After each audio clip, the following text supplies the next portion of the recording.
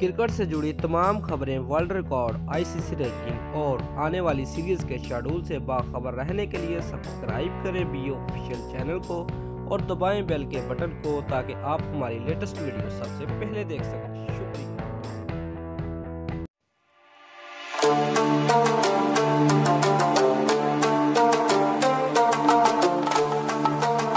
Pakistan super league के 7वें मुकाबले में पेशावर ज़ल्मी ने लाहौर कलंदर को 7 विकेटों से हरा दिया।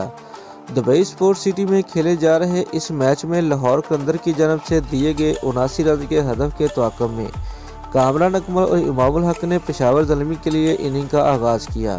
शाहीन अफरीदी ने एक खूबसूरत यार्कर के जरिए कामरान अकमल को शिकस्त की खौफ से 2-4 किया। इमामुल हक सिर्फ 1 रन बनाकर हारिस रऊफ की गेंद पर एलपीडब्ल्यू आउट हो गए। उमर अमीन और वैन मेडिसन ने तीसरी विकेट के लिए 62 रन का इजाफा किया, जिसके बाद वैन मेडिसन 5 रन बनाकर राहत अली का शिकार बने।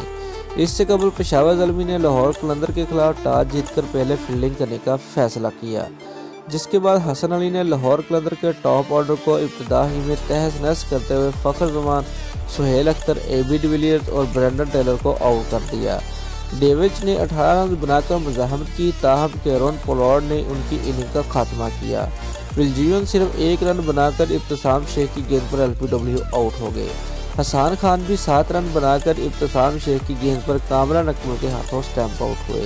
आगा सलमान ने 13 रन बनाए, जिसके बाद वो वहाब रियाज का शिकार बन गए। हारिस रऊफ बगैर कोई रन बनाए वहाब रियाज का दूसरा शिकार बने। वहाब ने शाहीन अफरीदी को बोल्ड करके अपनी तीसरी विकेट हासिल की, जिसके साथ ही लाहौर कलंदर की पूरी टीम सिर्फ 78 रन बनाकर पवेलियन लूट गई। यह पाकिस्तान सुपर लीग की तारीख का दूसरा कमतरीन स्कोर है।